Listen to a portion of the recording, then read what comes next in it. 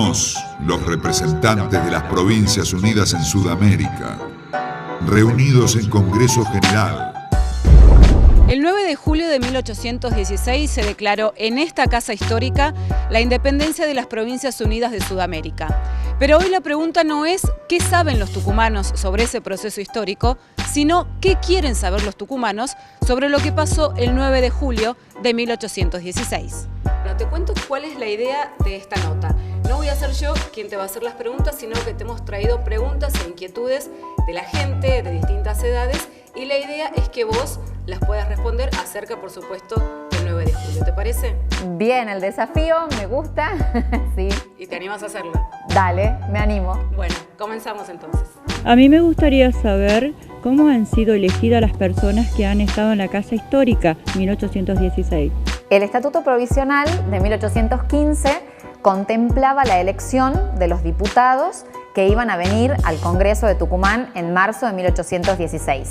Fue la primera vez en el territorio del Río de la Plata que se convocó a elecciones para una asamblea o un congreso.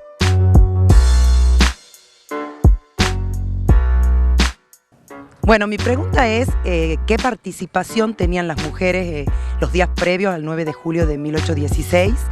Y si tenían un libre acceso a la Casa Histórica, y si era así, ¿qué mujeres podían ingresar? Si eran las de la alta sociedad o las mujeres trabajadoras, pobres. En 1816 la participación de la mujer fue muy escueta, casi nula podríamos decir, en todo lo que tiene que ver el Congreso y la cuestión política. La mujer de élite tenía una participación quizás un poquito más presente que las mujeres que pertenecían a los sectores populares, porque formaban parte de las tertulias y ahí muchas veces escuchaban qué era lo que estaba sucediendo y a veces podían llegar a opinar de algún tema, pero lamentablemente tendrán que pasar muchos años para que las mujeres podamos tener voz y representación en la cuestión política. Yo quiero saber cuál fue el primero y último en firmar el Acta de la Independencia.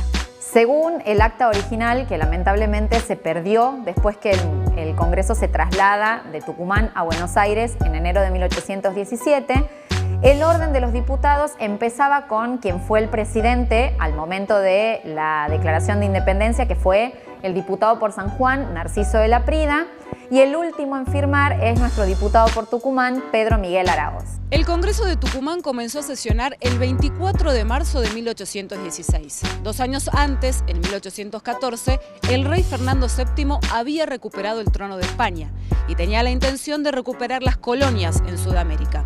Sucede que desde 1810 en adelante, en estas tierras, se había llevado a cabo un proceso de guerra en contra de las tropas israelitas y había surgido con fuerza la idea de independencia.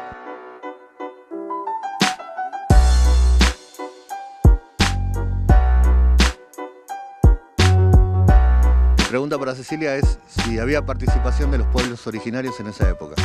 Los pueblos originarios participaron principalmente en las tropas del ejército revolucionario. Formaron parte tanto de los ejércitos realistas como de los revolucionarios, formando, digamos, dentro del resto de soldados, acompañando el proceso. Dentro del proceso revolucionario se les había prometido un montón de cuestiones relacionadas con las tierras, con sus derechos, con privilegios que habían perdido con todos estos años de conquista para participar en las tropas. La participación política que tuvieron en el Congreso fue nula, en realidad, y se contempló la presencia por parte de Belgrano cuando pone en consideración la posibilidad de tener una monarquía inca en este territorio. Atanchi Antasumaj Yasta San Miguel Tucumampi, Tiscompunche Cantisquillan Huarancapusas Pachas. Y también se tuvo en cuenta la incorporación de los originarios habitantes y dueños de estas tierras cuando el Acta de la Independencia se ha traducido en aymara y en quechua, que eran los dos lenguajes que se hablaban, los dos idiomas más importantes de los pueblos originarios. En las discusiones políticas no estuvieron presentes.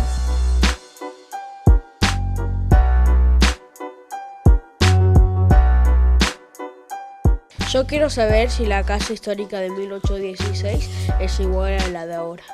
La casa histórica ha pasado en toda su historia por muchos momentos arquitectónicos diferentes.